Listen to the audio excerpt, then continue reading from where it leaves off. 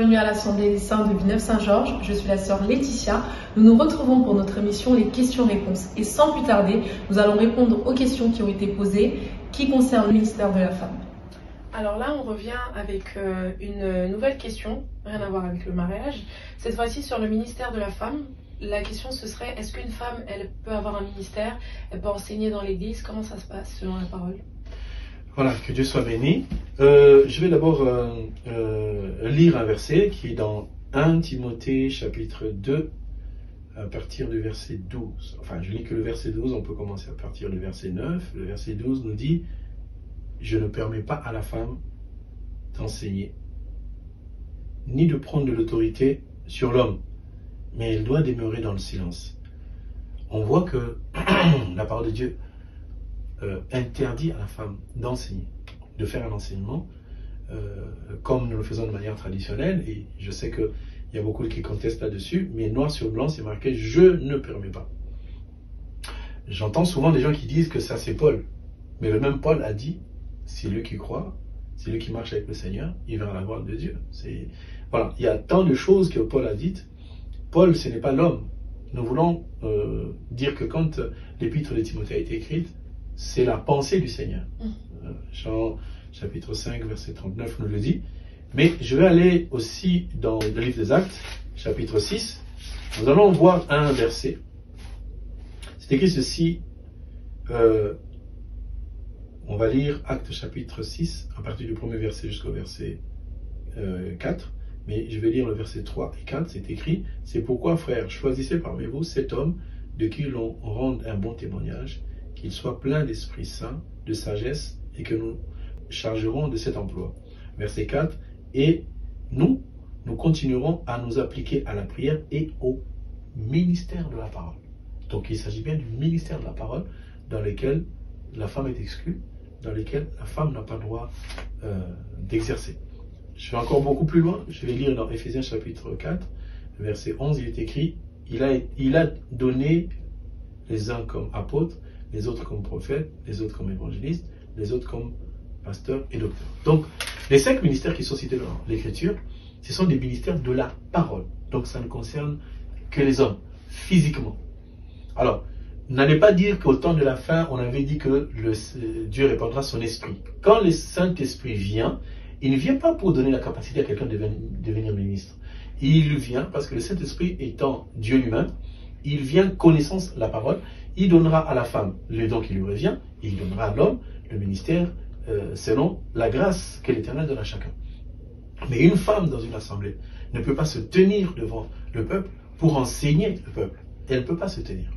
Donc, j'irai même beaucoup encore dans 1 Corinthiens chapitre 14, où il est marqué ceci, verset 32, « Les esprits des prophètes sont soumis aux prophètes, car Dieu n'est pas un Dieu de désordre, mais de paix, comme dans toutes les assemblées des saints. » Donc quand il s'agit de s'adresser à la femme qui doit enseigner, Dieu parle de désordre.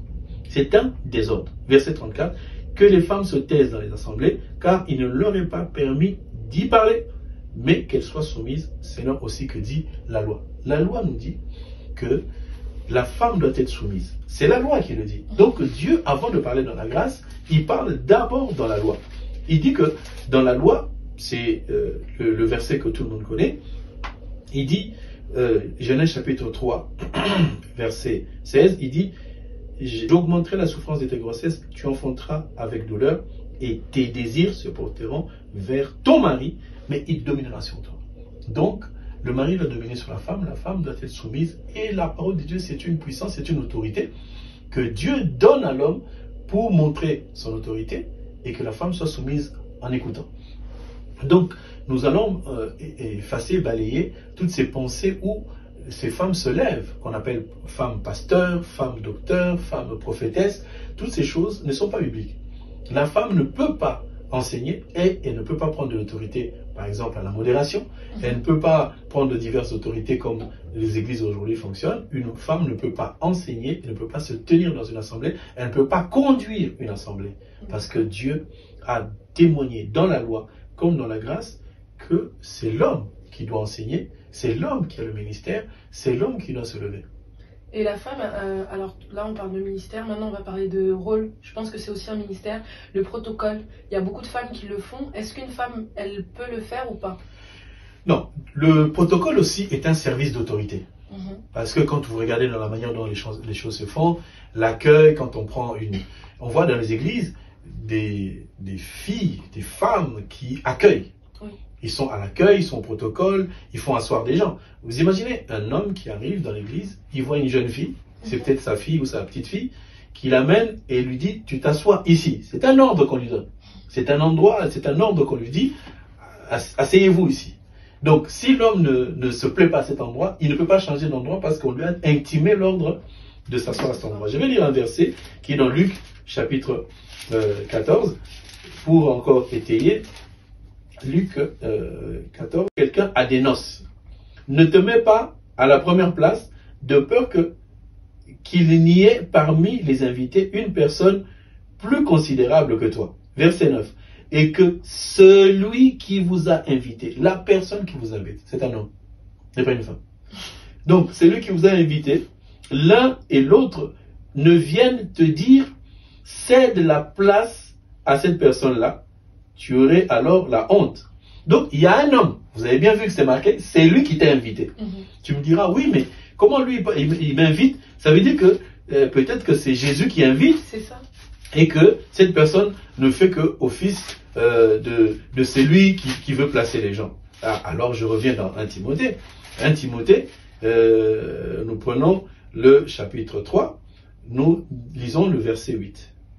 C'est écrit ceci. Le diacre aussi doivent être honnêtes, éloignés de la duplicité, des excès de vin, de gains sordides, conservant le mystère de la foi dans une conscience pure. Que l'on les éprouve d'abord et qu'ils exercent leur ministère et qu'ils soient sans reproche. Je reviens encore à un verset. On dit ceci. Il faut que l'évêque soit irréprochable, mari d'une seule femme, modéré, réglé dans sa conduite, hospitalier. Hospitalier, c'est quelqu'un qui doit savoir accueillir les autres. C'est ça. Mais c'est un homme. J'ai parlé du diacre, j'ai parlé de l'ancien. C'est un homme. Comment un diacre et un ancien peuvent-ils être hospitaliers? On ne parle pas d'être hospitalier chez eux à la maison. On dit qu'ils sont hospitaliers à l'église. Hospitalier à l'église, c'est quelqu'un qui accueille. Donc vous voyez bien que ce sont les hommes qui accueillent et c'est eux qui placent. Vous entrez dans une église, un homme respectable, j'arrive avec ma Bible, je rencontre un frère qui m'accueille, qui me dédie une place. Je suis dans l'obéissance et je vois qu'on m'accueille, non seulement par le Seigneur propriétaire de l'église, mais aussi par ce que Dieu a délégué. Donc je respecte cette assemblée, je vois bien que c'est fait dans la dimension du Seigneur et j'obéis à cet homme parce qu'il a certainement la parole. Amen. Maintenant, une jeune fille. D'ailleurs, de la façon dont elle est habillée, moulant dans une jupe qu'on ne peut décrire, elle vient me montrer une place avec cette légèreté contre toutes les hôtesses d'accueil que l'on trouve partout ailleurs. Donc, on comprend que cette personne qui m'accueille n'a pas l'intention de me donner une place parce que c'est la place du Seigneur, mais elle est hôtesse pour peut-être charmer un petit peu. J'essaie d'exagérer pour que tout le monde puisse comprendre. Quand je viens chez toi à la maison, je suis accueilli par une fillette de 6 ans. Je comprends que je ne suis pas agréable dans votre maison. Mais lorsque c'est le propriétaire de la maison, l'homme de la maison qui se déplace, qui m'accueille, qui me donne une place, je me sens honoré, je sens que je suis dans un endroit de bonté. Donc le protocole et l'accueil est un service d'autorité pour lequel les femmes doivent s'abstenir. Et que c'est les hommes qui doivent le faire. C'est les hommes qui doivent le faire. Merci beaucoup pour ces réponses. Alors j'avais une dernière question qui concerne aussi le ministère de la femme, mais maintenant en tant que chantre. Est-ce que en tant que chantre, on a le droit d'avoir un moment de modération? J'appelle ça un moment de modération parce que on voit souvent peut-être certaines chantres ou des chantres qui, pendant qu'elles sont en train d'adorer, elles vont parler au peuple de Dieu en disant voilà, levez-vous mes bien-aimés, adorons le Seigneur ensemble, acclamez. Est-ce que une femme, elle a la capacité ou la possibilité de faire cela selon la parole?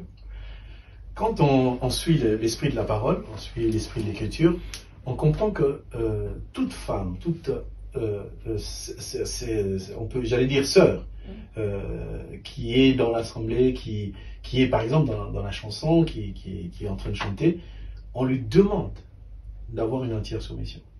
Je relis encore le verset, peut-être qu'on a lu tout à l'heure, c'est marqué ceci, 1 Timothée chapitre 2 verset 9, je veux aussi que les femmes vêtues de manière décente, avec pudeur, modestie, ne se parent ni de tresses ni d'or, ni de perles, ni d'habits somptueux, mais qu'elles se parent de bonnes œuvres comme il convient à des femmes qui font profession de servir Dieu. Celle qui fait profession de servir Dieu a une humilité. Verset 11 qui m'intéresse, que la femme écoute l'instruction en silence, avec une entière soumission. C'est vrai qu'aujourd'hui, on se rend compte que les femmes sont en grand nombre dans la chanson, et elles servent. Et nous disons Amen, parce que c'est le lieu. On voit dans la parole, quand Myriam, il y a eu la délivrance d'Israël, ils sont sortis de la mer Rouge à sec, et que Pharaon a été précipité, Myriam a pris les tambourins, il a pris les femmes. Il n'a pas pris les hommes. Elle a pris les femmes, et ils ont commencé à chanter la louange au Seigneur. Les femmes ont suivi Myriam, parce que c'était une femme. Myriam a chanté, mais accompagnée par les femmes. Donc, dans la loi, on nous montre déjà cette soumission, cette humilité, parce que si Myriam avait pris les tambourins et qu'il se soit tenu devant Moïse, parce que Myriam, quand même, c'est la grande sœur de Moïse, elle aurait pu se lever devant Moïse et danser, chanter, pour que Moïse fasse pareil. Non, elle est allée, elle a pris les femmes, elle a adoré Dieu avec les femmes. C'est toujours dans l'esprit de la soumission. Mais Moïse, il a glorifié Dieu en disant, l'Éternel a montré sa force, sa main droite. Donc, la louange est différente, l'adoration est différente quand une femme le fait. Aujourd'hui, ça devient naturel et normal. C'est pas parce que quelque chose devient naturel qu'elle est biblique. Les femmes se lèvent, et quand même le modérateur ne serait pas là, parce qu'elle est chantre, parce qu'elle entonne, elle commence à conduire le culte. On entend des femmes qui, au lieu de chanter, ils nous disent, bien-aimés, levez-vous, on va louer Dieu. Ou qui prient des fois. Ou des fois qui prient. Non. Et je vais juste commencer par la prière. Quand bien même le modérateur dirait à une sœur ou à un frère, parce que le modérateur ne désigne pas, il y a un temps où on peut dire de manière délibérée qu'une personne élève sa voix. Que la sœur qui élève sa voix sache qu'elle est une femme, qu'elle est une sœur. Elle est appelée à la soumission. Qu'elle ne se mette pas à prier pour le prédicateur, pour le culte, pour le modérateur, confier l'œuvre entre les mains du Seigneur. Ce n'est pas son rôle. Il faut même qu'on sente que dans sa prière, il y a l'humilité. En disant, Seigneur, je ne suis même pas digne d'élever ma voix. Si je l'élève, c'est pour simplement adorer ton Saint-Nom. On entend des femmes, lorsqu'on dit la liberté donnée à tout le monde, on entend une sœur qui commence à dire, Seigneur, étends tes mains, touche le modérateur, le prédicateur, que cette assemblée... Non, ce n'est pas son rôle à elle. C'est un rôle dédié à un frère qui, quand il prononce ces genres de paroles, il est en train de dédier le culte, l'église entre les mains du Seigneur. Ce n'est pas le rôle de la femme. Quand la femme élève sa voix pour prier, il faut qu'on sente l'humilité que cette personne, elle se dit, je ne suis même pas digne. Alors maintenant, on voit que dans la chanson, il y a des permissions qui sont accordées, je ne sais par qui. Les sœurs commencent à prendre l'autorité de dire, levez-vous, tapez les mains. Une sœur, quand elle prend le micro, elle ne vient pas pour faire taper les mains. C'est de l'autorité. On ne te demande pas de faire lever les frères. Chante. Le Saint-Esprit qui touche les frères vont se lever parce que le Saint-Esprit les a touchés et non pas parce que tu l'as dit. Une sœur n'a pas le droit de prendre le micro et de dire taper les mains. Alors maintenant, qu'est-ce qu'on voit? On voit des sœurs qui font des concerts. Et dans le concert, on demande aux frères, elle est sœur, hein? Et dans l'assemblée, doit y avoir des pasteurs. Parce que comment voulez-vous faire un concert sans qu'il y ait un pasteur? Il faut qu'il y ait un homme de Dieu. Et moi, je m'inscris toujours en faux contre tous les concerts dans lesquels il n'y a pas de la parole. Les gens viennent pour chanter, écouter, danser, repartir. Quand on se réunit, il faut qu'il y ait une parole. Donc, il faut qu'il y ait un pasteur qui se lève pour enseigner dans les concerts que les gens écoutent. Parce que dans la Bible, il n'y a pas de concert. Quand vous vous rassemblez, ce n'est pas un concert, c'est un culte qu'on dédie à Dieu. Parce que toutes ces chansons-là sont dédiées à l'Éternel. Donc, la sœur doit se priver de dire aux gens, levez-vous. Levez vos mains. C'est lui qui, je sens que l'Esprit descend, mon frère, Dieu te touche, tu es guéri. Non, ce n'est pas ton rôle. Toi, tu ne fais que chanter. La sœur doit chanter. S'il y a un frère ou un pasteur qui sent que l'Esprit commence à agir, il se tient debout. La servante se met de côté. Et le pasteur dit, bon, que c'est lui qui veut être touché par la parole, qui est l'Esprit de Dieu, qui lève la main, que je prie pour lui. Mais aujourd'hui, ces sœurs s'arrogent le pouvoir de dire aux gens de se tenir debout, de balancer les bras, de taper les mains, de se mettre à genoux. Tout ça, c'est un service d'autorité qui n'est pas dédié à une femme. Donc, il faudrait que certains concerts soient arrangés, que les gens se mettent dans la parole.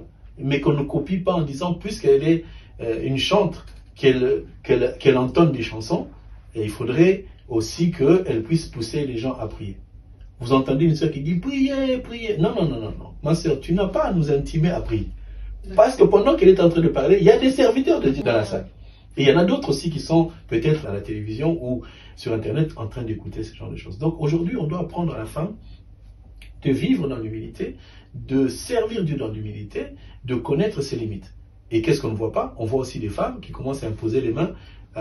Les gens viennent en file, la chantre commence à imposer les mains pour prier pour que les gens soient guéris. Alors maintenant, on ne sait plus, on est chez Dieu ou on est chez qui? Nous, ce que nous disons, c'est que la parole de Dieu doit prendre place. Le ministère de la parole et de l'autorité est donné à l'homme. Vous vous souvenez que dans la Bible, il y a un homme qui s'appelle Uza. Je ne vais pas aller dans la révélation. Cet homme avait été animé de bonnes intentions. Il a voulu toucher l'arche pour qu'elle ne tombe pas. Mais il était frappé. Et c'est ce que nous disons que si tu es chantre, tu es une femme, à la rigueur, tu entonnes une chanson, tu entonnes un cantique et tu commences à le chanter avec humilité.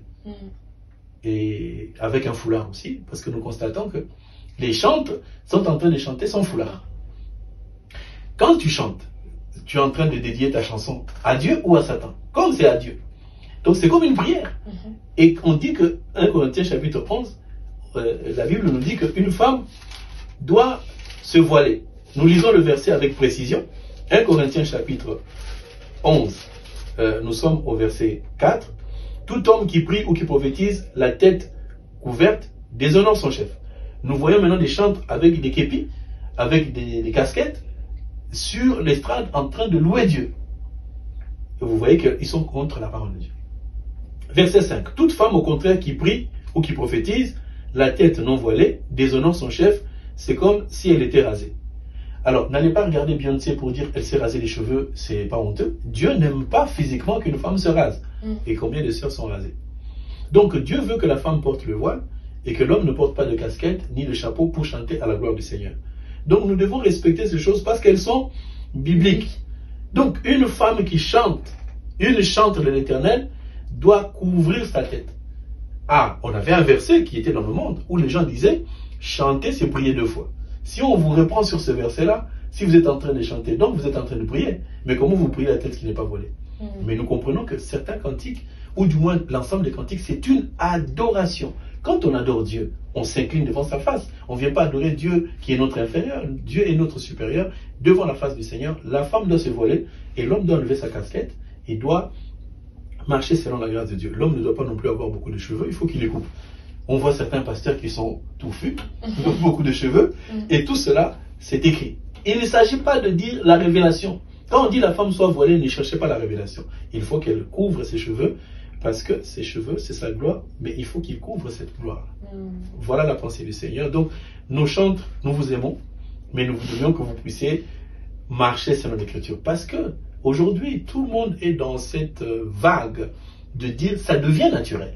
Ça devient normal qu'une sœur chante sans foulard et qu'elle ait une belle coiffure et qu'elle intime l'ordre aux frères de se lever pour taper les mains, pour danser, pour chanter et pour faire beaucoup de choses. Ce n'est pas une bonne chose parce que à la fin, nous serons jugés par rapport à la parole.